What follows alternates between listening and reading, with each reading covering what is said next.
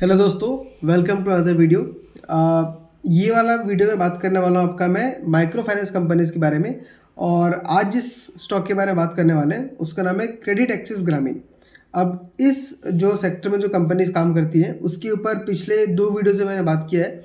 एक है fusion capital और मुथूट माइक्रो फाइनेंस। तो दोनों के दोनों ही उनका कॉन्कॉल मैंने पढ़ा और मुझे बहुत ही अच्छा लग रहा है। दोनों कंपनी में ही फिलहाल इन्वेस्ट कर सकते हैं, बट अगेन ये मेरा खुद का ओपिनियन है, आपको रिकमेंडेशन की तरह नहीं लेना है। तो उसी सेक्टर में एक और कंपनी है क्रेडिट एक्सिस ग्रामीण। अब इसने भी जो नंबर्स पोस्ट किए उतना कुछ खास नहीं है। तो मैंने कॉनकॉल में जाकर देखा तो कॉनकॉल में यहाँ भी क्या है, जैसा बाकी कंपनीज बोल रही है कि हम आगे जाके अच्छा खासा इंप्रूवमेंट कर सकते हैं और अभी हमारा जो बेस है वो बन चुका है। तो इन्होंने भी देखिए अपना जो डिसबर्समेंट किया है वाई बेसिस पे वो 33% से ग्रो किया है, जो कि अगेन हमको बाकी कंपनीज में भी सेम हमको ये सिस्टम देखने के लिए मिल रहा है कि सारे कंपनी डिसबर्समेंट को बढ़ा रहे हैं, लोन अभी ज़्यादा रेट से ग्रो कर रहे हैं। तो कोई भी कंपनी लोन कब ग्रो करना स्टार्ट करती है, जब उसको लगता है कि मेरा जो भी प्रॉब्लम है वो सब खत्म हो चुका है और आगे जाके चीज़ें इंप्रूव होने वाली है। तो यहाँ पे अच्छी बात है, न्यू बोरोवर्स कंपनी ने 4.4 लाख ऐड किए। अगेन ये फिर से दिखाता है कि कंपनीज जो है अभी आगे की तरफ देख रहे हैं। पीछे का जो एनपीए था, जो प्रॉब्लम था, वो धीरे धीरे खत्म होते जा रहा है। ऑफकोर्स इस कंपनी में अभी भी जो पुराने जो पाप थे, मतलब जो एनपीए था अभी भी मेंटेन्ड है, बट आगे जाके कम होने के चांसेस बहुत ही ज़्यादा है।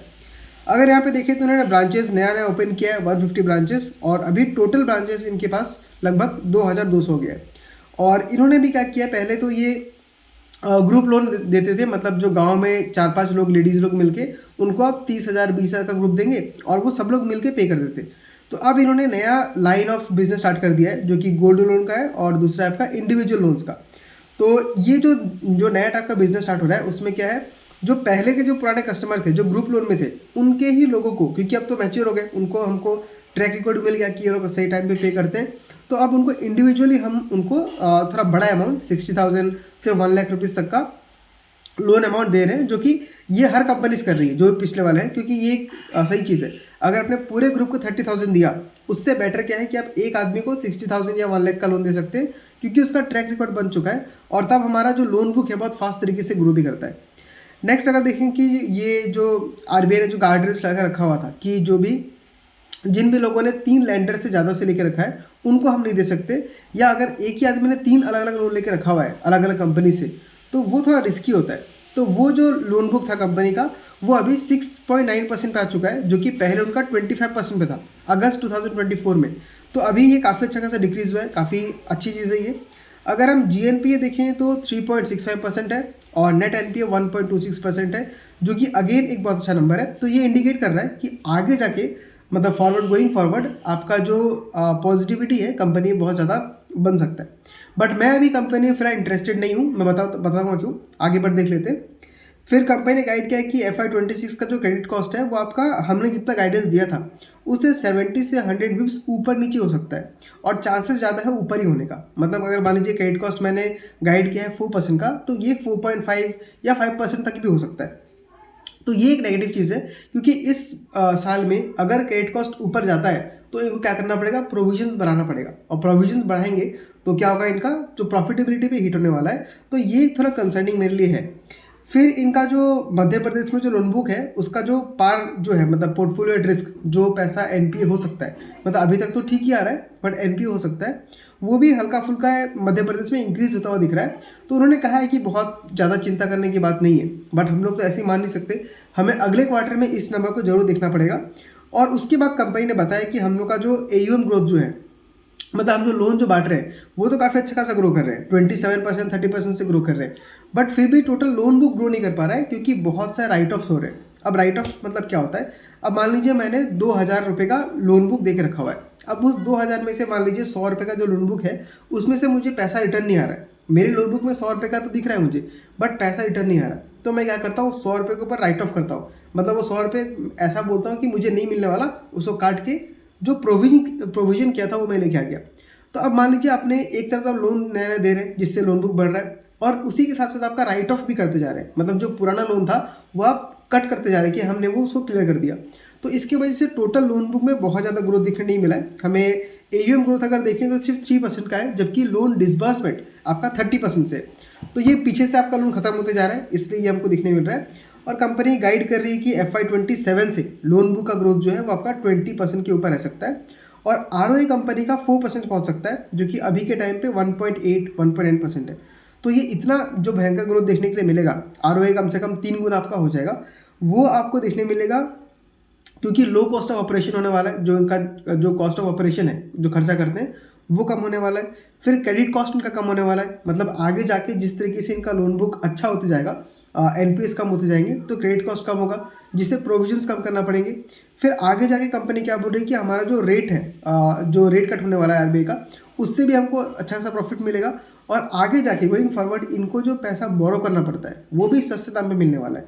तो ये सारी चीज़ मिला के इनका क्या होगा, जो इनका जो टोटल खर्चा वर्चा है वो कम हो जाएगा और इंटरेस्ट इनका बढ़ने वाला है। तो इसके वजह से ROE जो इनका जो रिटर्न ऑन एसेट होता है वो भी इनका 4% तक पहुंच जाएगा, जो अगेन एक पॉजिटिव चीज़ है।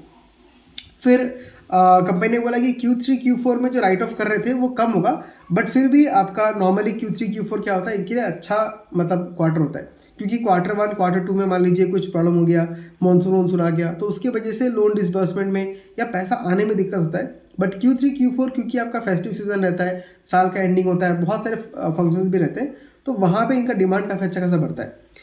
अब यहाँ पे कंपनी ने और भी कहा है कि H2 में अभी 2 क्वार्टर को मिला के पहला साल तो आधा साल खत्म हो गया, नेक्स्ट आधा साल जो बचा है वहाँ पे 200 से 300 ब्रांचेस ओपन करेंगे।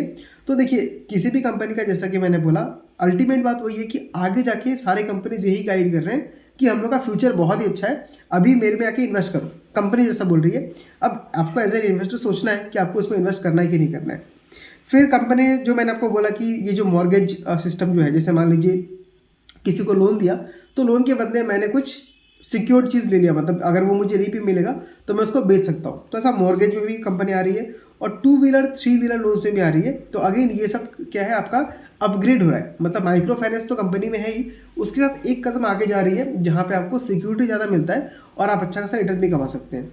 फिर एक कंपनी एक चीज़ मुझे जो कंपनी में ख़राब लगा वो ये कि इस कंपनी ने किसी भी टाइप का इंश्योरेंस लेके नहीं रखा हुआ है। जैसे मेरे ख्याल से फ्यूजन कैपिटल था, या मैं चेक कर लेता हूँ, मुथूट फाइनेंस, इसने आपका नेचुरल कैलेमिटी इंश्योरेंस लेके रखा हुआ है। तो आपने देखा होगा कि तमिलनाडु में, कर्नाटका में या तूफान आने की वजह से, या मध्य प्रदेश में फ्लड आने की वजह से आपका क्या होता है, लोन आपका लोग चुका नहीं पाते हैं, तो इसकी वजह से कंपनी को प्रॉफिट में हिट पड़ता है, प्रोविजन बनाना पड़ता है। बट यहाँ पे अगर आप इंश्योरेंस लेके रखते हैं तो आपको अपफ्रंट थोड़ा पैसा देना पड़ता है, बट अगर कुछ ऐसा प्रॉब्लम होता है तो आपका पूरा पैसा रिटर्न आता है। तो किस कंपनी ने ऐसा कुछ लेके रखा हुआ नहीं है फिलहाल, ना ही CGFMU लिया है और ना ही नेचुरल कैलेमिटी रिस्क का इंश्योरेंस लेके रखा हुआ है।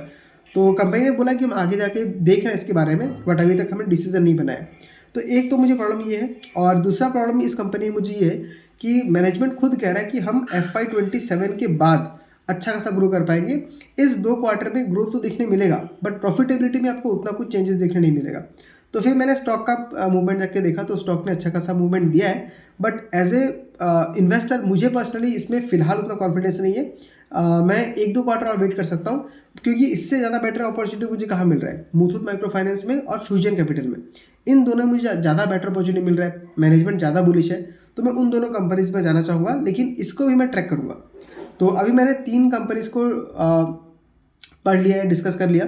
उन तीनों में से मुझे जो ज़्यादा पसंद है वो है फ्यूजन कैपिटल और दूसरा आपका मुथूट माइक्रो फाइनेंस।